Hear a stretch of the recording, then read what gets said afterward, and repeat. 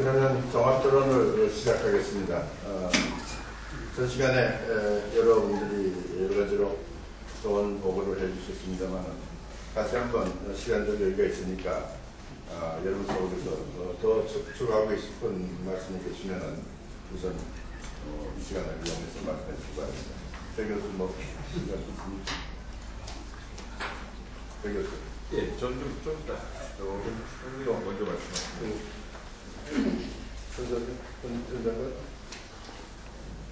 시간 남았다니까 그냥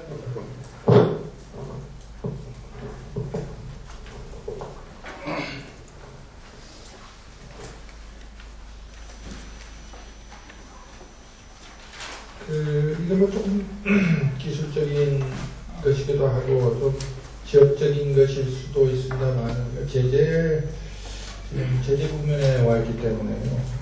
그러니까 중요한 건 이제 제재가 얼마나 잘 되게 하느냐 하는 그것이 좀 다 여러분들 다 말씀을 해주셨는데 과거에 우리가 쭉 이제 제재를 했을 때 보면은 제재만 해놓고 사실 그 제재 이행에 관해서 정부가 그야말로 확고한 의지를 갖고 그것을 다 팔로우를 하지 않았기 때문에 또 제재하다가 그냥 느슨하게 돼버리고 하는 그런 결과를 낳았습니다.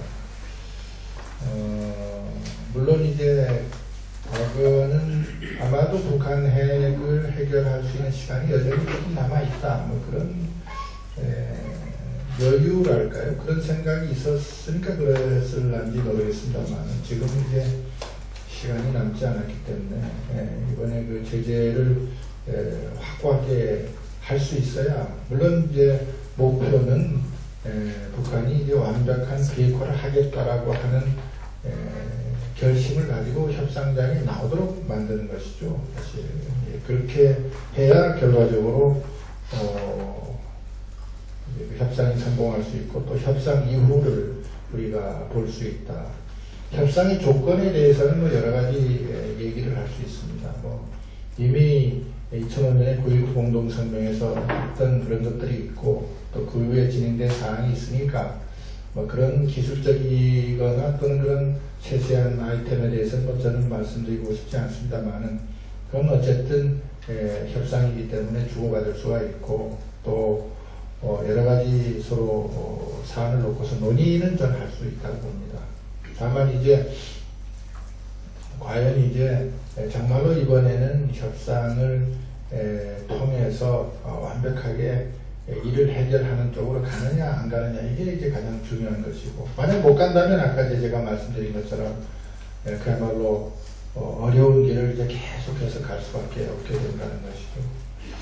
근데 한 가지가 좀 기술적으로 조금 아쉬운 것은 뭐냐면 우리 정부도 지금 뭐 이제 제재를 이제 계속 이제 해나가고 있습니다만 또 앞으로 아까 중국 문제에 관해서도 중국이 이제 협조를 할 거냐 안 할 거냐 물론 뭐 적당히 할 거다 뭐 이런 것이 지금 거의 대세죠. 뭐. 그러니까 중국의 그 구조적인 안보 딜레마 때문에 북한 정권의 뭐 치명타가 가는 제재는 하기가 어렵고 이번에 이제 유엔 제재에서도 이제 그런 것을 뺐다 이렇게 하기 때문에 뭐 그럼에도 불구하고 어쨌든 간에 우리 정부 스스로가 이것을 점검하는 사실은 태스크 포스가 됐든 뭐가 됐든 이거를 만들어 가지고 계속해서 그걸 팔로우를 해야 될 거로 저는 보고 있습니다.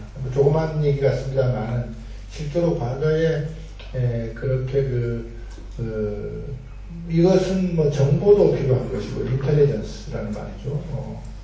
그러니까 실제로 뭐 제재가 잘 되고 있느냐 안 되고 있느냐 이런 것들을 뭐 현지 지역이나 뭐 이런 것들을 통해서 계속해서 점검을 하고 또 국제적인 제재가 제대로 이행되고 있느냐 이런 것도 계속 우리가 봐야 될 거고요.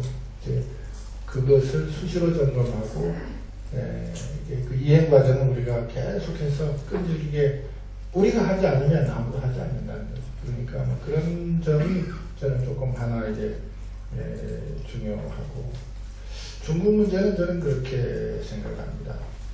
중국이 지금 과거보다는 스탠스가 조금 이제 달라진 것은 역시 중국의 고민은 그런 것 같습니다. 제가 해석하는 중국의 고민은 기본적으로 한반도에 있어서 스테투스코를 변화하고 싶지 않아 하는 것이죠. 그게 이제 중국의 기본 스탠스 같습니다. 근데 이제 북한이 핵을 갖고서 저렇게 하는 것은 그 결과가 스테투스코를 변화시키는 쪽으로 가기 때문에 사실 반대하는 것이라고 보고 있고요. 그러니까 한반도 비핵화다. 이게 이제 중국의 기본적인 생각인데 그것을 통해서 한반도는 그냥 그렇게 관리하고 싶어 하는 것이죠. 그렇기 때문에 북한이 그것을 어겨서 핵 개발을 계속하게 되면은 그것은 중국이 견딘다는 표현이 좀 적당하지 않습니다만 괜찮으나 그러나 그것으로서 오는 예를 들면 한미 안보관계, 동맹관계가 고도로 또 다른 발전을 해가지고 거기에서 올 수 있는 불확실성이 점점 커지는 것이죠. 그것을 또 중국이 그 불확실성이 커지는 것은 바라지 않는다는 거죠. 그렇기 때문에 어떤 적당한 선에서 지금 북한을 누르려고 하는 것인데 따라서 저희가 할 수 있는 생각은 중국의 선의의 멀씨를 기대할 수는 없는 것이죠. 중국이 선의로 앉아서 잘 이렇게 해주기를 아무리 기대해서 해도 되지는 않을 거다. 한중 관계를 잘 발전시키면서 중국의 선의를 기대한다. 저는 그것은 국제정치 역학 속에서 강대국이 하는 행동 또는 행태의 본질을 볼 때 기대하기는 어렵다. 중국이 자발적으로 자기들의 시큐리티 딜레마 때문에 이 문제를 해결하지 않으면 안 되겠다라고 할 수 있도록 만들어야 된다. 그러니까 거꾸로 역으로 가면 결국 중국이 스스로 움직일 수밖에 없도록 우리가 만드는 이제 그런 어떤 수단, 그게 이제 압력으로 좋고 우리 어떤 다른 수단을 만들어야 되는데 경험적으로 보면은 결국 미국이 이 어떤 움직였을 때 중국이 거기에 대해서는 반응을 한다는 거죠. 그러니까 그것을 이제 우리가 좀 하나의 팁으로 삼고서 중국을 움직일 수 있도록. 그러니까 그 미국이 움직인다는 건 뭐냐, 군사적으로 움직인다는 얘기입니다. 그러니까 미국 군사적으로 움직였을 때 중국은 반응을 하더라. 천안함 이후에도 그랬고 쭉 보니까 결국 그 사태로 중국의 한중관이 잘 발전되니까 중국 좀 움직여라 이렇게는 어려울 것이다. 그런 정도로 제가 말씀드리겠습니다. 제가 김정은이라면은 물론 우리 남한이나 우리 쪽의 반응에 따라서 달라질 수 있겠지만 핵은 절대 포기하지 않을 거라고 저는 생각합니다. 왜냐하면 가장 적은 경비를 가지고 안전을 유지하고 경우에 따라서는 남쪽을 흡수할 수도 있고 이런 쪽이기 때문에 김정은이라면은 겉으로는 어떨지 몰라도 포기하지 않을 거라고 생각합니다. 그래서 지금 우리 현장은 말씀하셨지만은 중국의 역할이 중요한데 제가 북방 외교하기 전에 공산주의자들 많이 만났는데 추상적인 이렇게 이렇게 하는 게 한중 관계 좋고 이렇게 이런 식으로 해서는 절대 공산주의자들은 움직이지 않습니다. 공산주의자들의 경우에는 아까 군안이나 구체적인 이런 제안이나 또는 상황이 변할 때 그때 반응하는 그 성향이 있습니다. 왜냐하면 책임의 문제가 있기 때문에 그렇습니다. 그래서 저희가 소련 수교하고 또 한중 수교할 때도 그 방법을 제가 소련 외교관한테 배운 건데 상당히 쓴 일이 있었습니다. 그래서 그 얘기는 중국에 대해서 막연하게 중국이 우리하고 입장이 같을 거다. 이 계약은 절대 되질 않고, 우리가 끊임없이 그 중국을 사람들 만나서 얘기를 하고 구체적인 얘기를 자꾸 얘기할 때 그게 가능하다고 저는 생각을 합니다. 이제 우리 일반 사회에서는 중국은 절대 안 변한다. 그건 절대 안 변하는 일은 절대 없습니다. 우리가 노력하기에 따라서 변할 수 있습니다. 아까 말씀 3년 전에 통일 문제 했을 때는 막 경기 빗길이 그 사람들이 작년에 가서 얘기할 때는 그 얘기에 대해서 너희가 지금 말 그러냐 그러면서 자기네 입장을 얘기를 한단 말이에요. 그래서 우리가 노력하면 된다. 그런데 지금 보세요. 다 하시는 거지만은 지금 현재 한은에서 얘기하기를 북한의 경제력을 한 320억 불 정도로 보는 거 아니에요? 90년대 250억 불로 봤었는데, 북한이 3% 성장한 게 99년부터 7년간 3% 성장한 걸로인데, 그 당시에 우리 한국에서 남한에서 북한에 준 게 GDP 4% 정도를 먼저 한 걸로 됐단 말이에요. 그거 빼고는 아무것도 아니거든. 그러니까 그 당시에 북한 주민들이 혜택을 본 게 아니라 정권 연장하는데 결과적으로 우리가 영향을 준 거래. 그러니까 중국의 입장에서 봤을 때 우리가 볼 때 중국하고 북한 간에 이 석탄이 어떻고 엄청난 것 같지만은 북한의 교역의 95%임에 불구하고 68억 불인가 되거든요. 그러면은 한중 간의 교역 2,300억하고 비교하면 35분의 1인가 이거밖에 안 되는 거예요. 그러니까 미시적으로 보면 중국하고 북한 교역이 대단하다. 그러나 거시적으로 보면 중국의 입장에서 봐서는 지금 경제관계에서는 북한이 방해가 되는 거지 도움이 절대 안 되는 거예요. 예를 들어서 동북삼성은 만약 북한이 없었으면 훨씬 더 쉽게 대외적으로 돼가지고 옛날에 중공업 기저했던 큰 적이 됐을 텐데 지금 쫄아들었거든요. 그런데 작년에 중국의 GDP 성장률이 6.9%지만은 실제 에너지 소비량으로 봐서는 6.9%가 안 될지도 모른다고 지금 보고 있거든요. 그래서 그런 의미에서 어떤 의미에서 중국의 경우는 경제 고도 성장, 중속 성장도 지금 어떻게 될지 우려해야 되는데, 가장 큰 거는 우리도 그렇지만 중국도 그렇고 금년부터는 산업 생산 인구가 15세에서 64세 인구가 줄어들기 시작하거든. 그렇게 되면 성장률이 더 올라가니까 무지무지하게 힘든다. 이게. 그러면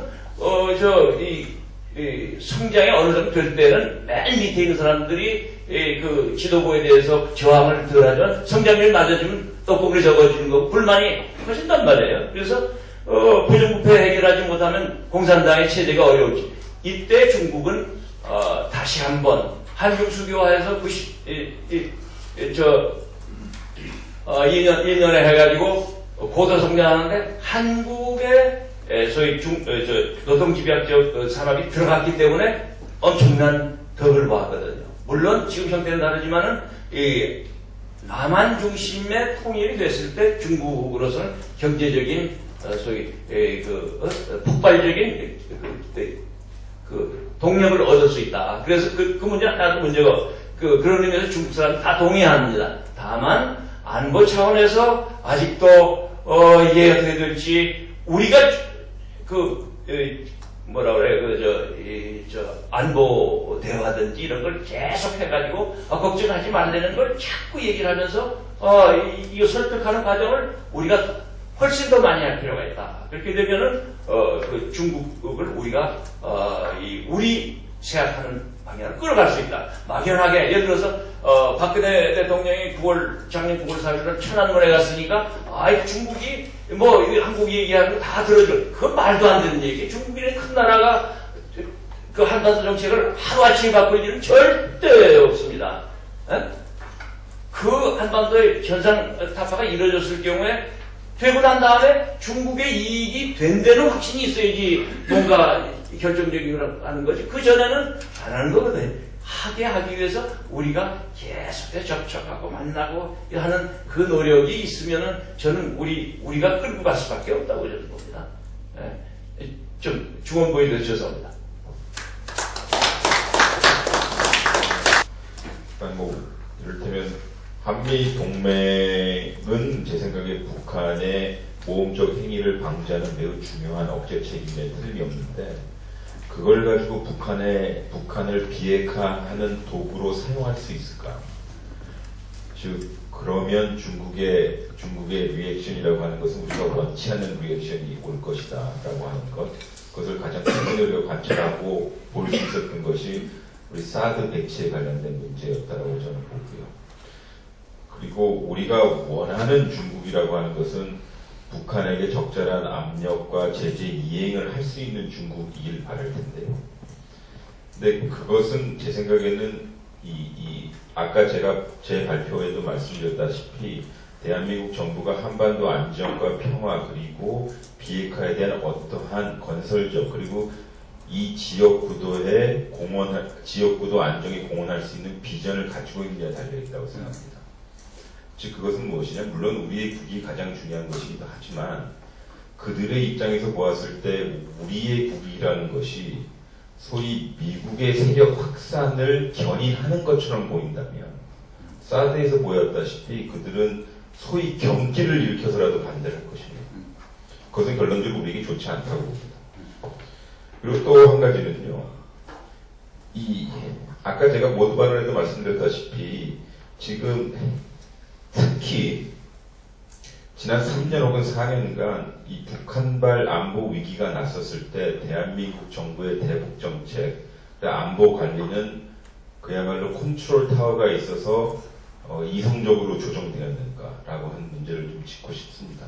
이를테면 1월 초에 있었던 북한의 4차 핵실험 이후에 실질적으로 남북관계를 관리해야 되는 통일부는 상당히 위축되었고요. 두 번째, 외교부는 실질적으로 국방부가 이야기하는 사드 문제와 함께 제재를 이행하는 데만 중요하게 생각을 했고, 그리고 중국 관리, 러시아 관리를 하지 않았거든요. 혹은 그것은 미국 관리를 한 후에, 한미를 관리를 한 후에 2차적으로 하였기 때문에 동시다발적 소위 지역 외교는 상당히 부족했다고 생각합니다. 즉 결론적으로 저는 국방부 주도의 대북 관리, 한반도 위기 관리는 상당히 우리가 원하는 대로 되지 않을 거라고 생각합니다.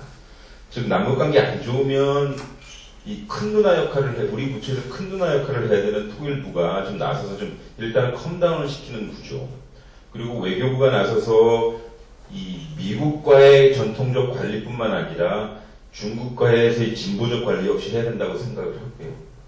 즉 선택의 문제가 아니라 필연의 문제라고 저는 생각합니다.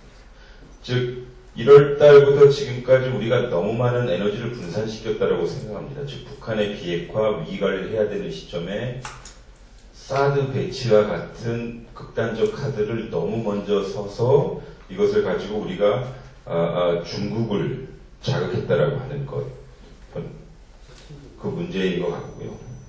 근본적으로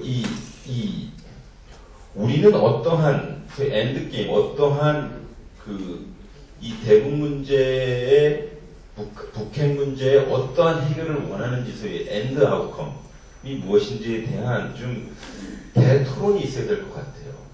저는 아까 초반에 우리 현인태 교수님께서 말씀해 주신 것을 제가 생각하지 못한 것이어서 좀 좋았다고 생각하는데요. 과연 동결일 것이냐, 아니면 폐기일 것이냐.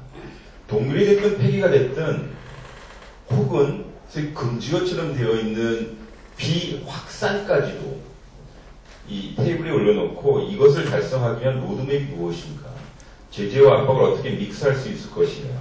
제재와 압박은 한미일의 일방적인 방향으로는 절대 성공하지 못한다. 그렇다면 우리의 제재와 압박을 위협으로 인식하는 러시아와 중국이 존재하는 한 우리가 원하는 한반도 구도는 절대 되기 어려울 것이다. 그렇다면 당사자 간의 문제이길 원하는 한반도 문제가 매우 국제적인 문제가 될 것이고 그것은 매우 강대국 정치가 될 것이며, 그러면 우리의 의도와는 달리 그들이 엮어낸 강대국의 정치 역할을 우리는 소비만 해야 된다. 소비만 하게 되는 상황이 되면 우리가 원하는 대한민국의 국익을 확대할 수 있는 윈도우가 상당히 좁아지지 않겠느냐. 예를 들어서 우리는 사드에다가 올인을 했는데 중국하고 미국이 소위 그랜드 바겐을 해서 북한의 비핵화가 아니라 비확산해서 맞는 선에서 합의를 해버리는 그런 상상을 할 때 우리는 사실상 중국과의 관계가 매우 어려워질 것은 아닌가. 즉 그들의 이익을 대변한 것으로 남지 않겠는가. 즉 우리는 분명히 그런 의도를 하지 않았지만 그런 의도로 인식될 경우에 상당히 어려워지지 않겠는가 저는 생각합니다. 그리고 요건 좀 한 가지 또 선생님도 말씀드리면서 상상을 하는데요. 우리는 민주주의 국가여서 어떤 지도자를 선택할 때 5년 혹은 미국은 4년, 길게는 8년 보는데요. 김정은은 임기가 없습니다. 임기가 없는 독재 국가의 지도자가 임기가 있는 혹은 임기가 얼마 남지 않은 민주주의의 지도자를 바라볼 때 어떠한 선택을 할 것인가. 좀 더 좀 타임프레임이 다르지 않겠느냐. 그러니까 그런 것을 보면 우리 역시도 정부의 부침에 따라 변화하는 대북 정책 필요할 수 있겠지만 소위 사회적 합의를 이루어서 이 대북 정책만큼은 어떤 특정 방향의 지속성을 유지하자라고 하는 그런 좀 합의가 좀 있었으면 좋겠어요. 뭐 그게 저는 이 포럼의 중요성이기도 한 것 같은데. 그러니까 뭐 진보 보수 이런 걸 떠나서요. 즉 우리가 사회적으로 꼭 합의하는 내용이 북한 영역, 대북 영역, 지역 정치 영역에서 좀 존재했으면 좋겠습니다. 고맙습니다.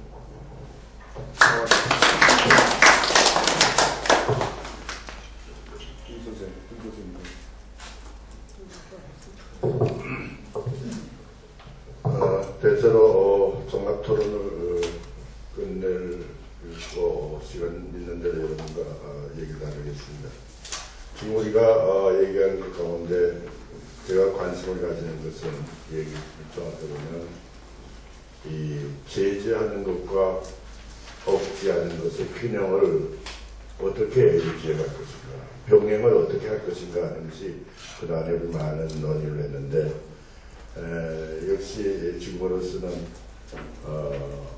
제재, 억지가 중심으로 되어 있는 것 같은데 그렇다고 해서 대화의 창구를 완전히 닫아서 되겠느냐, 흔히 얘기하는 육자회담으로 창구를 열어주는 게 어떻겠느냐 이런 얘기가 있었고, 두 번째는 이 북쪽의 변화 문제인데 5차 당대회가 이제 7차 당대회가 5월달에 있으면 지금까지 김정일이가 제시하고 있는 핵개발과 경제건설의 병진 정책이 이만큼 핵을 개발했으니 내 강경파 군인들은 좀 가만히 있고 이제는 경제건설 좀 돌아올 수 되지 않겠는가, 이런 설득을 해서 그것이 먹혀 들어가서 이 7차 당대회에 뭐 비전을 제시할 때 그런 가능성을, 다시 말하면 경제 건설 중심으로 돌아가는 가능성을 우리에게 조금이라도 표시해 준다면 우리가 대북 협상을 하는데 유리하겠구나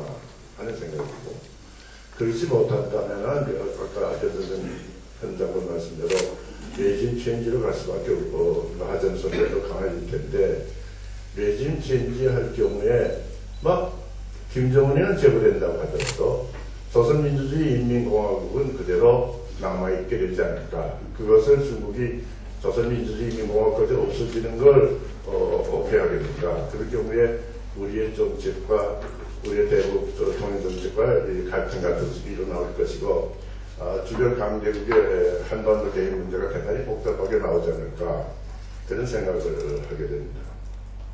또 하나, 저는 역사를 왜 공부해야 될 것인가 최근에 특히 느낍니다. 아까 제가 19세기 때 우리의 경무 사기작을 얘기했는데, 노일전쟁이 끝난 다음에 우리가 급속도로 1905년에 우리 사법조약 이후에 급속도로 우리가 식민지로 가는데, 그때 중요한 계기 하나가 가스와 다프트 회담이죠. 한국협정.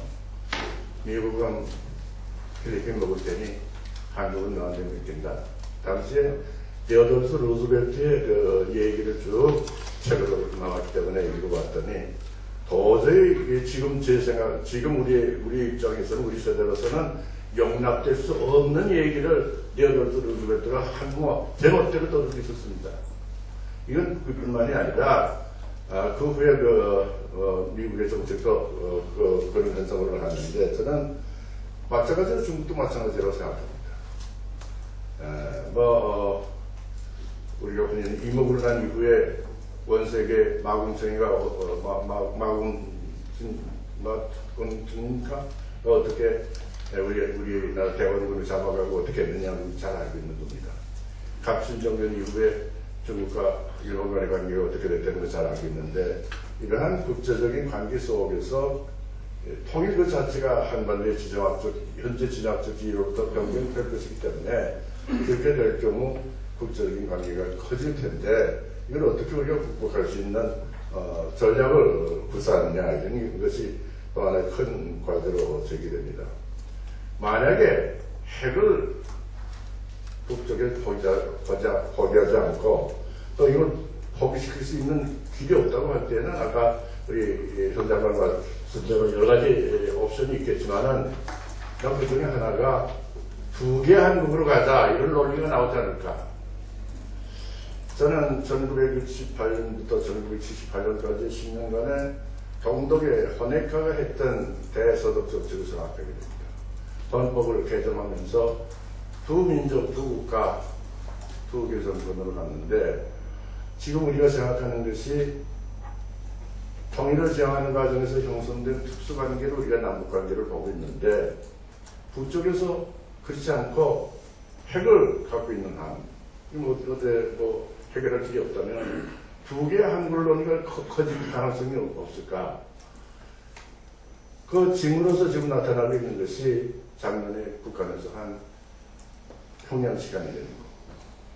30분 늦어서 우리하고 다른 시간. 또 하나는 조선민주주의 인민공화국의 공식 이름으로 대한민국 청와대를 찾는 그런 행위. 좀 더 나아가면 이런 가능성이 있을지 모르겠습니다만 호칭을 우리는 K부터 시작되는데 코리아니까 C부터 시작시켜서 노스코리아를 C로 시작된다면 그 2개 국가 공식화되는 것이기 때문에 이런 현상으로 갈 가능성은 없을까? 그럴 경우에 남북관계를 어떻게 새로이 형성할 것인가? 통일하자만 떠들어서 될 것인가? 저는 작년에 대만 안전부에서 초청이 있어서 가서 여러 가지 보고 느낀 것이 참 부럽구나 하는 생각이었습니다. 여러분 아신 대로 대륙에서 대만에 오는 인원이 350만입니다. 대만에서 대륙으로 가는 사람이 500만입니다. 850만이 오고 갑니다. 대륙에서 대만에 시집온 여자가 30만이었습니다. 이 자유롭게가 보고하고 있습니다. 8번 선거 때, 이번 선거가 말고 8번 선거 때 국민당의 만통이 당선될 때 대륙에 있던 대만 사람들이 투표하러 무리를 지어서 비행기로 돌아왔다고 했습니다. 이렇게 되면 남북 간의 교류, 인적 왕래, 이것이 통일로 가는 과정에서 가장 중요한 것이 아닐까. 그러면 지금과 같은 이렇게 꽉 닫힌 이러한 관계를 하는 것이 북쪽의 변화를 유도하는 데 유리할 것인가? 교류 협력 감성하는 것이 유리할 것인가? 저는 오랫동안 심리전을 한 사람입니다만은 남북 교류를 심리전의 일환으로 생각할 수는 없을까? 이런 생각을 해왔습니다. 그런 의미에서 지금 같은 상태를 얼마나 오래 계속할 수 있을까? 아까 잠깐 중국 얘기를 했습니다만은 중국은 누스레질 것입니다. 필연적으로. 공식으로 광물 수출이나 무슨 비행기 항공기 주는 건 안 줄지 모릅니다. 그러나 민생과 관계된 것은 얼마든지 오고 가고 있다고 생각합니다. 지금까지 분천에서 하루에 가는 것이 150대니까 연 45만 톤 정도입니다. 단동은 그 몇 배입니다. 통계를 정도는 알 수 없지만 제가 중국 사람들과 얘기해 보니까 압록강 두만강을 건너서 오고 가는 거는 전체 중국의 무역고의 50%가 넘을 것이다. 이런 소리를 하고 있었습니다. 이런 상황이 계속된다면 이거 제재가 어느 정도 그린다고 볼 것인가. 이런 여러 가지 문제가 나옵니다. 그런 의미에서 지금 새로운 우리가 출구 전략이 되는데 지금 차 교수가 여러 가지 얘기를 했습니다만 역시 그것이 육자의 힘이 되든 남북 간의 대화가 되든 대화와 엔게이지멘트 할 수 있는 그런 길을 열어주면서 가는 것이 옳을 것인가. 아니면 좀 더 강력하게 조치를 해서 지금 같은 지금보다 더 강한 조치를 가야 될 것인가, 이런 중요한 정책 전략적인 결정을 우리에게 지금 요구하고 있는 것이 아닐까. 그런 의미에서 정부에서 계신 분들은 이러한 문제에 대한 전략적인 판단을 해야 될 것이고, 또 이를 하기 위해서 지금 중앙정보기관의 기능도 강화시키고, 물론 정부가 있어야만 정책이 안이 나올 텐데, 그런 의미에서 보면은 제가 중앙정보부에 70년대까지 근무할 때보다도 훨씬 좋은 정보 수집 환경이 형성되고 있는 지금이기 때문에 좀 더 정부에서 정보기관의 센트럴 인텔리전스를 강화하기 위한 노력들을 계속해주면 좋겠다, 그런 생각을 하고 있습니다. 대체로 지금 35분이기 때문에 앞으로 한 15분 동안, 한 20분 동안 남아있기 때문에 우리의 얘기는 이상 끝이고 여러분에게 흘러갈 자리를 듣도록 하겠습니다. 말씀하십니다. 예.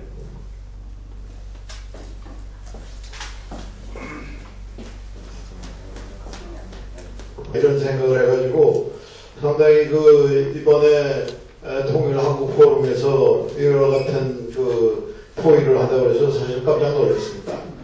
저희는 외교관이기 때문에 항상 모든 문제는 대화로 풀어야 된다 하는 그런 신념을 가지고 있어가지고 이 문제에 대해서 생각도 좀 하고 글도 써서 이제 신문에 기고도 하고 그런 생각을 했는데 이게 발빠르게 이런 모임을 갖게 돼서 매우 아주 뜻깊게 생각합니다. 그리고 저도 평생 동안 외교관 하면서 남북관계를 다뤘는데 그 중에 북한이 그 패턴을 보면은 자기네들 상황이 불리하게 되면은 대화로 나오고 유리하게 될 경우에는 도발로 나오는 그런 패턴이 있었습니다. 그런 패턴에 우리 김성우 원장이 잘 지적을 하셨는데 저희 경험으로 봐서 90년에 이 동구권이 우선 소련이 해체되고 동구권이 이렇게 무너지니까 굉장히 위기의식을 느껴가지고 대화 국면으로 나왔습니다. 그래서 잘 지적한 대로 그것이 남북 기본 합의서고 남북 비핵화 공동 선언이었습니다. 잠깐 이 기회에 재밌는 말씀드리겠습니다. 제가 여러 가지 타이틀을 많이 가졌는데 제일 중요한 타이틀을 이렇게 임명받고서 펑션을 하는 것은 아쉬운 게 하나 있는데요. 남북 기본 합의서가 합의돼가지고서 각종 위원회가 다 구성이 돼가지고 그것이 다 기능을 발휘했어요. 근데 유일하게 하나 위원회가 한 번도 열어보지도 않고 끝난 게 하나가 있습니다. 그것이 남북한 핵통제 공동위원회예요. 그 초대위원장이 공동영 장관이고 제가 2대 핵통제위원회 위원장으로 이제 임명이 됐는데 공장관님도 그렇고 저도 한 번도 회담이 열리지 않았어요. 그리고 그것은 그만큼 그때는 그것을 무엇을 반증하느냐. 북한이 그렇게 위급했다는 것이고 그리고 또 우리의 전략이 또 먹혀 들어갔다는 거예요. 그때 그 남북 비핵화 공동선언한 배경은 미국이 전술핵을 빼도록 전 세계에서 빠지도록 됐기 때문에 이것을 우리가 전략적 자산으로 본 거예요. 그래서 이때 북한하고 남북한을 합쳐가지고 비핵화를 해야 되겠다 하는 전략적에서 그것을 했어요. 그런데 그때는 북한이 다급해지니까 하여튼 비핵화를 선언하면서 IAEA 사찰뿐만 아니라 그게 플러스 남북한 공동 3호 사찰을 합의를 했거든요. 그래서 이제 그때는 제가 미주국장이었기 때문에 협상을 했어요.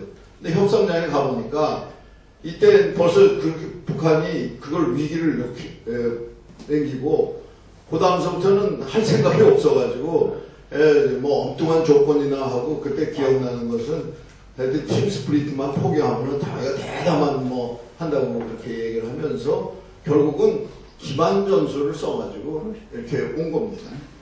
그래가지고 지난 이제 20년이라는 세월이 흘러가지고 뭐 지금까지 이게 안 되고 있는데, 이 안 되고 있는 근본 원인은 이 비핵화 핵 문제를 다루는 데 있어서 이 주변 사방 그리고 남북한이 서로 다른 생각을 했다는 것이죠. 그래서 엇박자가 나가지고 해결이 안 된 것이 핵심입니다. 그리고 이제 지금 말씀하신 대로 북한이 김정은이가 자기 정권을 강화시키기 위해서 이 핵도발을 했는데, 이게 이제 역풍이 불어가지고 위기가 지금 발생했다고 하고 있어요. 이제 지금은 5월 달에 그 5차 전당대회도 앞두고 있고, 지금 리졸브 이 훈련이 진행되고 있기 때문에 절대로 이제 그 약한 자세는 안 버려요. 계속 도발 자세로 할 거예요. 그러나 이걸 지나고 나면은 북한도 이제 못 견뎌가지고 이렇게 이제 대화로 나올 것 같아요. 그러니까 불리하면 대화로 나오고 또 유리하면 공격으로 나오고 이런 패턴인데, 김정은이가 이제 지금 대타이밍에 이렇게 돼서 이제 이렇게 나올 텐데, 그럴 할 경우에 우리가 어떻게 해야 하느냐 하면은 우리가 지금 아까 여기 다 나온 얘기대로 우리 최 교수가 아주 잘 지적을 했는데, 중국에 대해서는 우리가 원하는 게 제재 이행을 하고, 그리고 미국도 여태까지는 미국도 이런 그 위기가, 한반도 위기가 발생한 것은 뭐 미국한테는 기가 막힌 상황은 너무 좋은 상황이에요. 방위 산업도 뭐 육성하고 그 많은 군대 다 훈련시키고 뭐 하여튼 그러니까 각자 자기 이익대로 이 상황을 활용하고 있는 거예요. 우리 입장으로 보면 이건 아주 안 좋은 상황이죠. 그러니까 우리는 우리가 해야 될 외교 목표는 지금 이렇게 말씀하신 대로 미국 보고는 북한하고 대화를 하고 중국한테는 제재를 이행하는 것이 우리의 외교 목표가 돼야 돼요. 그래서 그것을 계속 해야 돼서 우리가 주체적으로, 한국 외교의 방향은 우리가 주체적으로 이런 상황을 끌어가야만 북한을 대화에 나오도록 해야 되는데, 대화에 나와서 그럼 여태까지 그럼 우리가 20년 동안 노력했는데 성과를 못 거둔 거는 우리가 비핵화를 전제하고, 먼저 비핵화 먼저 의식하고 그 다음에는 그거 되면은 평화협정 하겠다 하는 선비핵화 후 이것을 계속했기 때문에 안 된 거 아닙니까? 그러면 앞으로의 출구 전략은 뭐냐? 제 생각엔 중국이 말씀하신 대로, 대 기자님 말씀하신 대로 이것이 비핵화하고 평화협정이 병행으로 가야 된다. 그러니까 이것은 여태까지 우리가 걸어보지 않은 길로 우리가 한번 시도를 해보는 것이 출구 전략이 아닌가. 대화를 우선 제재를 강하게 해서 대화장으로 끌어낸 조건이 다 같이 그런 문제에 대해서 같이 테이블에 놓고 해야 되는 거 아닌가. 근데 뭐 일부 언론에 보면은 지금 이제 여러 가지 그런 과정에서 핵무장론도 나오고 레짐 체인지도 나오고 또 이 비상사태 나오고, 그런데 그것이 다 약점이 있기 때문에 절대로 안 됩니다. 레짐 체인지도 외부에 의해서 레짐 체인지 하는 것이 이론적으로는 그럴 것 같지만은 우리가 실질적으로 그렇게 일어나는 게 없어요. 그게 굉장히 어렵습니다. 그리고 이 비상사태 문제도 뭐 얘기했지만은 김 원장 얘기한 대로 그것이 우리 마음대로 무너진다고 해서 우리 마음대로 되는 거 아니고, 우리가 또 자꾸 그 학자들 모임 가가지고 중국 보고 이격했을 때는 어떻게 너네가 들어올 거 아니냐 그저 생각도 안 하다가 가만히 보니까 그런 상황이 되면 참 자기네들한테 좋겠다고 해가지고 오히려 코치까지 하는 결과가 되는 거예요, 사실. 그런 점 안 있습니까? 학자님 자꾸 가서 그런 얘기하면 이게 이런 수가 있구나 하는 코치까지 하는 그래서 그리고 우리는 역사적인 경험이 있어요. 우리가 통일의 역사라는 게 신라 통일인데 그런 식으로 남의 힘 빌려가지고 하면은 결국은 우리가 온전한 통일도 못하고 나중에 그거 쫓아내느라고 또 힘든 거예요. 진짜로 역사에 우리가 바람직한 통일은 저는 보기에 이제 한 번도 안 가봐요. 신라하고 가야 통일이 진짜 우리가 가야 할 통일이 아닌가. 그러니까 지금 우리는 평화적으로 해야 하자는 거 아니에요.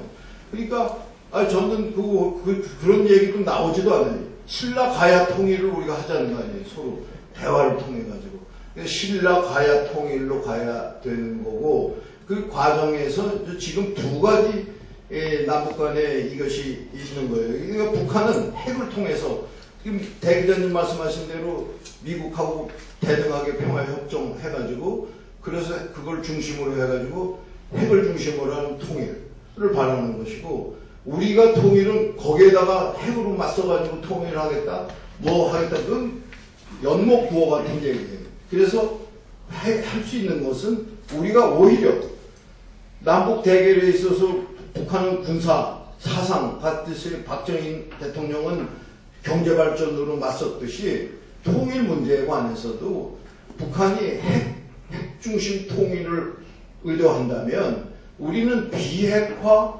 평화 통일로 가야 되는데 가야 된다고 생각합니다. 제 의견 말씀드리고 토론해 주세요. 그래서 그것이 굉장한 강점이 있는 거예요. 왜 통일의 강점이 있냐?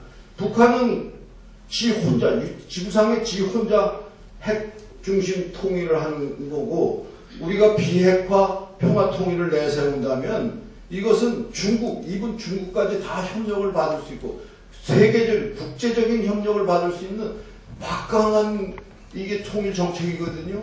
그러니까 그러한 걸로 내세워가지고 국론 통일을 해가지고 그걸로 내세워가지고 두 개가 붙어는 것이 나을 거예요. 그러면 나는 이게 승산이 있다는 거 봅니다. 그러니까 우리가 그렇게 해서 전략화를 해야 되는데 그럼 우리가 뭘 해야 되냐? 지금 대한민국이 수립해가지고 70년 동안에 우리가 산업화 성공하고 민주화 성공을 했는데 국정 목표를 내세울 것이 통일이 돼. 통일화, 산업화, 민주화, 통일화를 하자는 거예요. 이것을 국정 목표로 내세워가지고 아까 말씀한 대로 이것이 우리가 대통령이 5년씩 바뀐다 하더라도 이거 하나만은 절대로 바꾸지 말자. 통일화 달성하자. 국정 목표를 정하고 방법은 비핵화 평일통일이고 우리 헌법대로 자유경제고 이걸 내세워가지고 여기에 대해서는 여야가 싸우고 뭐 이렇게 듣고 싶습니다. 감사합니다. 이쪽에서 답변을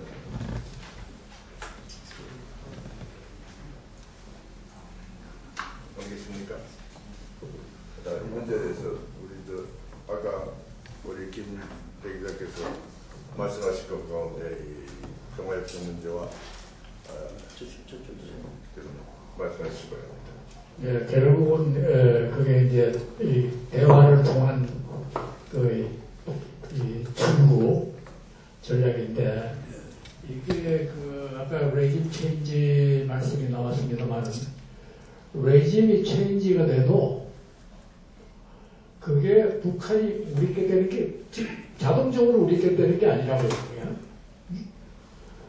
지금 이 중국은 북한에 대해서 지금도 장성택 처형 이후 조금 사정이 좀 슬로다운 됐지만은 어떻게든지 중국 특히 군부 요소에다가 친중 분자들을 앉히려고 하는 노력을 지금 수십 년째 해오고 있단 말이에요. 그러니까 어떻게 친중 정부를 만들려고 그러고 그리고 또 유엔의 역할도 있다고요.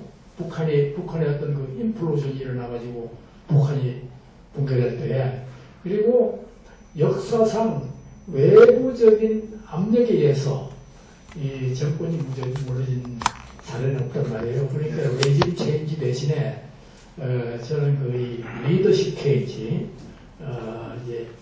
이게 생각할 수 있다면 리더십 체인지인데 그나마도 우리한테는 수단이 없어요. 리더십 체인지할 수단도 중국이 정말 마음먹고 도저히 이겨가지고 안 되겠다. 이런다면 가능하지만 그거는 참 그야말로 위험먹고입니다. 왜냐하면 중국에 대한 북한의 전략적인 가치라는 거, 이거는 돈으로 계산할 수 없는 정도의 그 전략적인 가치를 갖고 있는 거거든요. 그렇기 때문에 이 북한이 무너지는 정도의 어떤 그 리더십 체인지나 의지 체인지 같은 거는 상상할 수가 없고, 그럼 어떻게 되느냐? 결국은 제가 이제 핵인데, 핵 때문에 모든 게 지금 정체 상태에 빠져 있는데, 핵은 저는 갈 때까지 간다고 봅니다. 그럼 그게 언제까지 가느냐? 제가 한 2년, 3년인데, 지금 저희 핵실험을 하는 거는 이 소형화, 경량화를 위해서 하는 거거든요. 근데 우리가 자꾸 오해를 하는 거는 소형화, 경량화만 하면은 이 ICBM에다 실어가지고 뉴욕도 폭격을 하고 워싱턴도 폭격을 하는 줄 알고 있다고요. 근데 소형화, 경량화보다도 더 어려운 기술이 대기권 진입 기술인데요. 대기권에 탄두가 진입할 때에는 그 속도가 마하 20입니다. 마하 20은 아무것도 없는 공기의 마찰 때문에 한 6,000도 내지 7,000도의 그 열을 받게 되어 있어요, 그 탄두가. 그런데 요게 이제 공기의 마찰로 인해서 그게 이 두 가지 용어를 쓰는데요. 절삭이라는 용어도 쓰고 감삭이라는 용어도 쓰는데, 이 탄두를 공기가 깎아먹습니다. 깎아먹는데 이 목표물에 떨어지기 전에 이게 감삭 내지는 절삭이 너무 많이 일어나 버리면은 탄두가 그냥 공중에서 없어져 버려요. 근데 이게 덜 깎아지면은 이 표피가 두꺼워가지고 제대로 폭탄이 안 떨어지는 수가 있어요. 폭발이 안 되는 수가 있어요.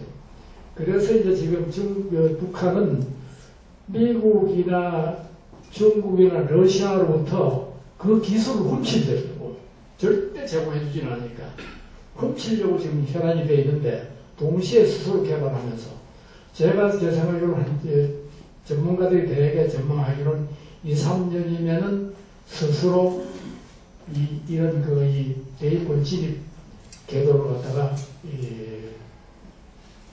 개발해낼 것이다.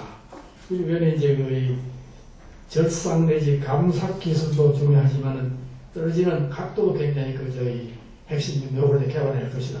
그렇게 되면은 아까 제가 처수에 말씀드린 이 공포의 균형, 상호 확정적 파괴력, 이게 이제 성립이 된단 말이에요.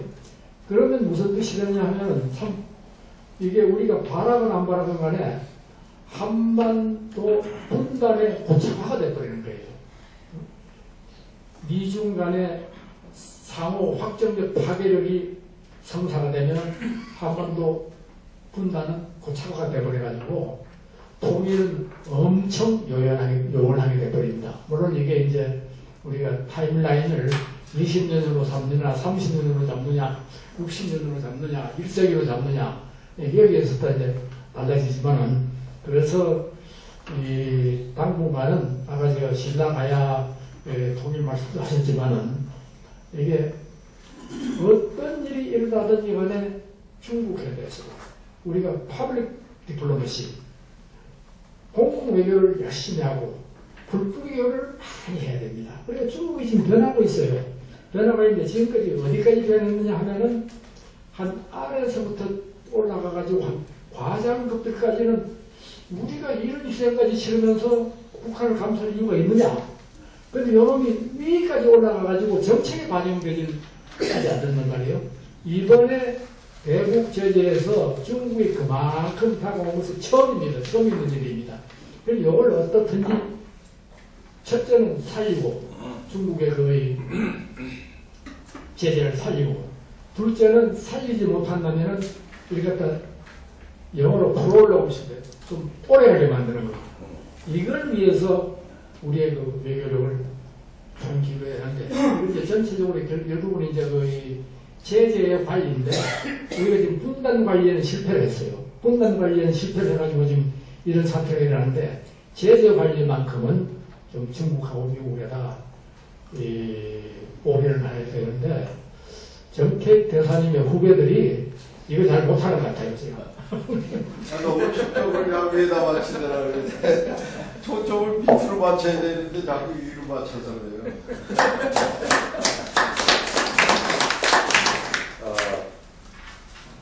시간이 다 됐습니다. 이것으로 오늘 이제 한 5분 정도 짧게 하겠습니다.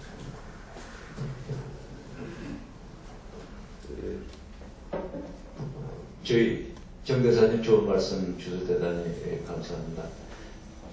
아까 강인덕 장관님께서 말씀하셨듯이 우리가 북한에 대한 정보 이거를 훨씬 더 노력을 해서 해야 되겠다. 왜냐하면 옛날에 김정일이가 실제 파워를 행사하고 있었는데도 불구하고 우리는 그건 헛다리인 줄 알았거든요. 실제 그렇게 된 걸 우리 정보 능력으로 판단을 못한 이런 적이 있기 때문에 지금 이 시점에 정보 입수 그리고 분석이 굉장히 중요할 거라는 생각이 드는데 정 대사님 말씀하신 걸 전적으로 동의하면서 지금 보면은요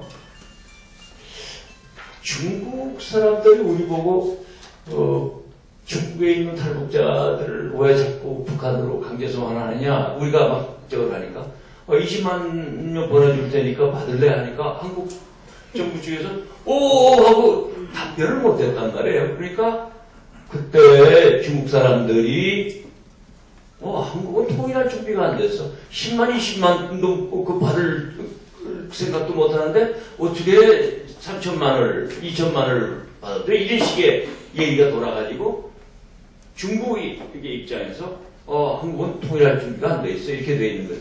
그 미국까지 전달이 됐어요. 근데 2010년 그때 현 장관님 계셨던지 모르겠는데 이명박 대통령이 굉장히 조심스럽게 말씀하셨어요. 8월 15일 날 경축사에서 우리 이제는 통일세 문제를 그렇다해서 아주 굉장히 조심스럽게 검토할 시기가 됐다. 이렇게 말씀하셨는데 그 메시지가 중국의 그 관심 있는 사람한테 이게 한국 이 정부가 통일할 준비를 시작한 모양이구나 이렇게 됐거든요. 그래서 지금 박근혜 이렇게 돼서 훨씬 더 강해지는 거예요. 그런데 2011년으로 기억하는데 그 영국의 IISS에서 북한의 핵도발과 그에 대한 대응이 된 책에 맨 마지막에 제가 그 기억이 나는 문구가 있는데 뭐라고 했냐면 대한민국이 옛날 60년대 그렇게 정말 형편없는 없이 못 살다가 OECD 가입할 정도로 급격하게 성장한 거는 그게 우연히 된 게 아니다. 그 당시의 리더십이 아까 말씀드린 비전 그리고 계획을 가지고 했기 때문에 그게 이루어진 거다 이렇게 얘기를 했어요. 그러면서 한반도 통일 남한 중심이 될 거다. 그냥 놔뒀는데 만약에 옛날 경제성장 때처럼 비전과 계획을 하면 훨씬 수월하게 됐다 이렇게 얘기했단 말이에요. 그래서 저 오늘 이 자리를 빌어서 이 한국 통일 포럼이 그런 의미에서 뭐 정부에 가겠지만은 우리 한국 사회가 통일과 관련된 여러 고민거리를 서로 이렇게 토론하면서 그 준비를 하는데 굉장히 앞서 나간다는 이 역할을 좀 계속해 주시길 저는 말씀드리면서 부탁을 다시 또 드립니다. 감사합니다. 고맙습니다. 아까 우리 육자에 대한 문제도 나오고 협상 지금 이제 경험은 여러 가지 나왔습니다. 한 가지 우리가 반성해야 될 것은 일관성의 문제라고 저는 생각합니다. 제가 조그만 NGO, 대북 NGO 단체를 지원하고 있는데 빵을 보내는 단체입니다. 교회선 단체입니다. 이번에 현장을 가보고 왔습니다만 조금 더 변함없이 북쪽에서 받아들이고 있습니다. 10여 년 동안 일관되게 가고 있습니다. 지금도. 뿐만 아니고 이 농어촌 복합 단지 만드는 거, 비닐하우스 만드는 거, 그것도 다른 사람의 것을 안 갔는데 우리가 지원하는 단체에서는 주니까 금방 받았습니다. 지금 문자가 다 들어갔습니다. 물론 또 제재 조치가 나오기 직전에 들어갔기 때문에 다행했는데 일관성이 있는 정책이어야지 이렇게 오고 가고 사람에 따라서 바뀌고 하는 북쪽과의 관계에서 전혀 신뢰성이 없어집니다. 그런 의미에서 저는 부단히 우리 조정하고 대북정책 조정하는 건 좋은데 근본적인 원칙이 오고 가고 막 변하는 이런 현상은 없으면 좋겠다. 없어야 된다는 얘기를 말씀드리고 지금 아까도 말씀드렸습니다만은 너무 우리 외교 당국자들이 낙관하는 것 같아요. 김 선생님도 지금 말씀하셨고 우리 장 대사님도 말씀했지만은 상황이 이렇게 심각할 때는 언제 있었습니까? 저는 남북대화를 시작한 이후에 지금같이 심각한 때를 겪어본 적이 없습니다. 느낌이 이렇게 심각한데 아주 큰 외교적인 결과가 나온 것 같이 이렇게 얘기한다면 이거 곤란한 문제가 아닌가. 따라서 좀 더 신중성 있게 전략 전술을 구사해야 되겠다. 전략을 세웠으면 전술이 그에 맞춰서 따라가야 되는데 전략도 없고 전술도 없다면 이거 아무것도 안 되는 거죠. 그런 의미에서 이 정부 당국의 새로운 각성이 필요하지 않는가 하는 것이고 또 하나 우리 좀 나이 먹은 다 우리 이제 다 뒤에 물러난 세대입니다만은 경험자들 늙은이들이 좀 얘기를 하면 조금 받아들이는 태도가 좀 필요합니다. 이건 우리하고 접촉하는 것조차도 안 하려고 하니 이래서 어떻게 되겠습니까? 우리가 나쁜 소리 하겠습니까? 우리가 무슨 보상을 요구하는 사람입니까? 뭐 하는 사람입니까? 그러니까 좀 더 현직과 거만된 사람 간의 대화, 소통. 그래서 전임자들의 경험을 잃어버리지 않도록 이런 것을 후대들이 좀 생각했으면 좋겠다 이런 말씀드리고 이 새로운 전략 이 출구는 대단히 어려운 문제이기 때문에 하여튼 5월달에 개최될 7차 당대회 보고 또 한번 우리 신 선생님께서 다시 한번 이런 출구 문제를 가을에든지 또 한번 이런 짚어줌을 가질 수 있도록 기획해 주시기 바라고 오늘 우리 얘기는 이것으로 그치도록 하겠습니다. 대단히 고맙습니다.